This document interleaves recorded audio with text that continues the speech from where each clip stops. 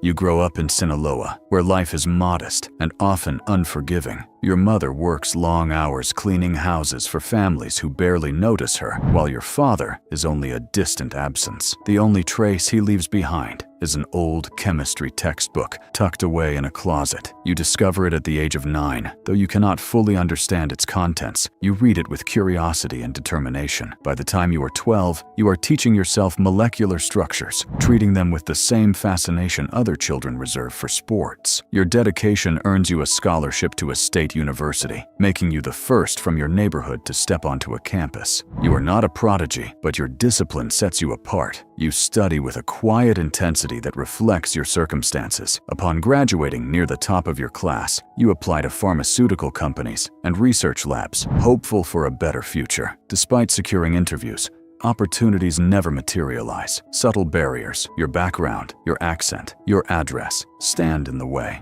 Disappointed, you return home and take a job at a hardware store, helping your mother make ends meet. One day, a man named Lalo enters the store. He observes you carefully before asking about your education. In a small town, news travels quickly. He mentions an opportunity for a chemist, offering good pay and cash. Though he does not explain further, you understand the implication and politely decline. At home, your mother's persistent cough worsens. Medical tests are costly, and treatment feels out of reach. When Lalo returns the following week, you reconsider. This time, you agree to meet the employer. He drives you to a ranch outside town, quiet, well-kept, and guarded, where your future seems uncertain. A man named Cartel sits beneath a mesquite tree, calmly drinking horchata. He appears to be around 50, composed and soft-spoken, very different from what you expected. He asks about your education, your grades, and your understanding of chemistry. The conversation feels like a formal interview. As he reviews your transcript with quiet focus, he explains the role he is offering. It involves applying your knowledge in ways that are clearly outside the bounds of the law. He speaks plainly about the current operation, noting its inefficiencies and inconsistent results. What he wants is precision, discipline, and understanding,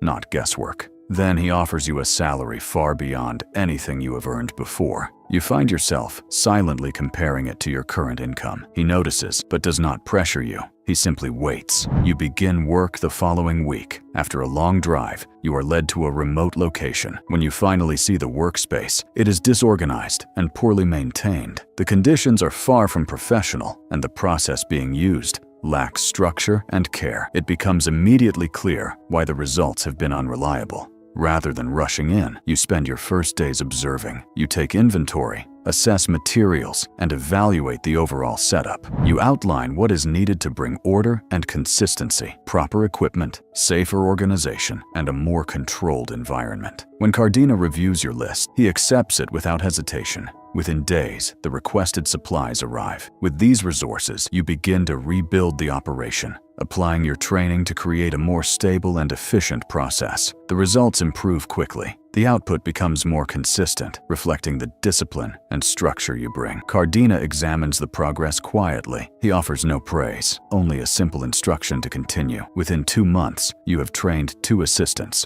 former farm workers with little formal education, but a strong willingness to learn. You teach them carefully, just as your professors once taught you. Step by step, with patience and precision, you emphasize the importance of consistency, of careful measurement, of maintaining proper conditions. Over time, they begin to understand. One evening, a young assistant named Polito asks why the process must be so exact. You explain it in simple terms. Consistency leads to reliability, and reliability builds demand. You present it as a matter of process and outcomes, almost like a business lesson. He nods, understanding your explanation. That clarity, however, carries its own weight. As production expands, your responsibilities grow. What begins as a single operation gradually becomes several. You are assigned additional support and asked to oversee multiple locations, ensuring that standards are maintained. You develop a system of checks and expectations, where results are measured and consistency is required.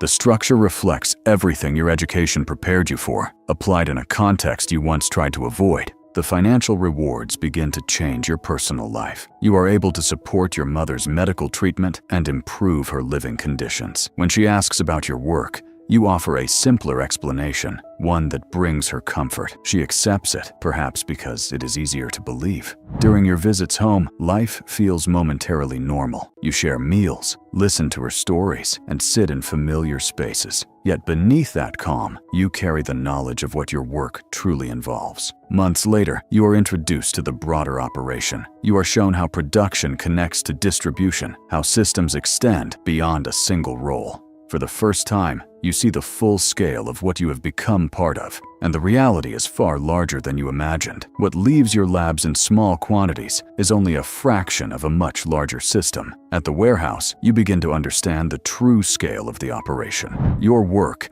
is just one part of a network that stretches far beyond your immediate surroundings. When you calculate the value of the output, the numbers are staggering, far greater than anything you personally earn. The realization is unsettling. You eventually ask Cardina for a raise. He responds calmly, increasing your pay and offering additional benefits. At the same time, he shares a story about a former worker who became unreliable and faced serious consequences. The message is clear, even without being emphasized. You accept the new arrangement with a deeper understanding of the environment you are in. Soon after, a new challenge emerges. Supply issues disrupt the materials needed for production. Rather than reacting with urgency, Cardina turns to you for a solution. You spend days analyzing alternatives, working through complex possibilities, and eventually proposing a different approach. It is more demanding and requires adjustments, but it relies on materials that are easier to obtain through legitimate channels. Cardina listens and agrees. Though he shortens your schedule, you adapt, reorganizing operations and guiding the transition. You improve the outcome, restoring the level of quality expected. Your role continues to expand. Cardina begins to see you as more than just a worker, giving you greater responsibility and involving you in broader decisions. Over time, you are sent to assist in other locations facing similar issues. During one such trip, as you pass through a different part of the city, as you pass through the streets, the reality of the situation becomes impossible to ignore. You see people sitting on curbs, standing in doorways, or lying on the ground, many visibly unwell and struggling. Among them is a young woman, no older than 25, clearly in distress. For a moment, you connect what you are witnessing to the work you have been doing.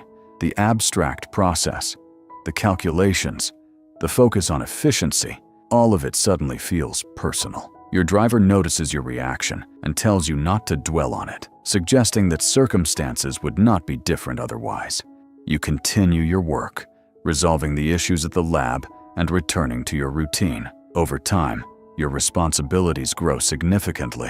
What began as a single operation expands into several, each requiring oversight and coordination. You develop systems, train staff, and manage processes with precision. Everything is organized in your mind. Cardina is arrested in a major operation involving multiple agencies. You learn about it through the news, watching as the man who once calmly guided you is taken away. Soon after, you receive a call from his successor, Rodrigo. His approach is very different, more forceful. Where there was once an emphasis on consistency and standards, there is now pressure to increase output. You try to explain the consequences, but your concerns are dismissed. Decisions are made quickly, without regard for the long-term impact. Tensions rise, trust begins to erode, and the environment becomes more uncertain. As conditions worsen, the lack of expertise among the new workers becomes increasingly evident. Rodrigo replaces experienced individuals with men who follow instructions without truly understanding them due to improper handling of equipment. You arrive to find confusion and fear, and you are left explaining basic scientific principles in an environment that no longer values them. Amid this instability, Polito, now older but still looking to you for guidance, approaches you in confidence. He shares his concerns about the growing tension and the changes in leadership. Rumors suggest that those associated with the previous management are no longer trusted. Your name, he says, has been mentioned, not as a colleague, but as a concern. His question is simple but heavy. What should he do? You offer what little reassurance you can. Though you are uncertain yourself, you begin to consider your options. While you have resources set aside, leaving is not simple. Your family remains close to the situation, and your knowledge makes you both valuable and vulnerable. The sense of being watched and evaluated grows stronger. Then, unexpectedly, You receive a message through an indirect channel. It is brief but clear. Your activities are known, and there is an opportunity to cooperate. After careful thought, weighing the risks and consequences, you decide to respond. The conversation that follows is direct and professional. You are asked to provide information, details that could help dismantle the broader operation. In return, you are offered protection and the possibility of a new beginning, including safety for your mother. The arrangement requires time and careful coordination. You agree, understanding the seriousness of the decision. For a period, you continue your role outwardly, while quietly contributing to efforts that aim to bring the operation to an end. Eventually, coordinated actions take place, targeting multiple locations at once, marking a turning point in a situation that had long felt inescapable. The operation ends with a sudden and decisive shift. Dozens are arrested, large quantities of product are seized, and significant amounts of money are recovered. Rodrigo is captured and shown on the news, marking the collapse of the structure that once seemed untouchable. By the time the reports are circulating, you are already being transported away, leaving that life behind. You are relocated to a quiet town in New Mexico, a place defined by open skies and stillness. There, you are given a new identity and a modest apartment near a community college. Your new role is simple and lawful, working as a lab technician at a water treatment facility. You spend your days testing pH levels and monitoring chlorine concentrations, using familiar tools in a completely different context. The contrast is clear, though you no longer dwell on it. Your mother lives not far away, also settled into a new life. You visit her regularly.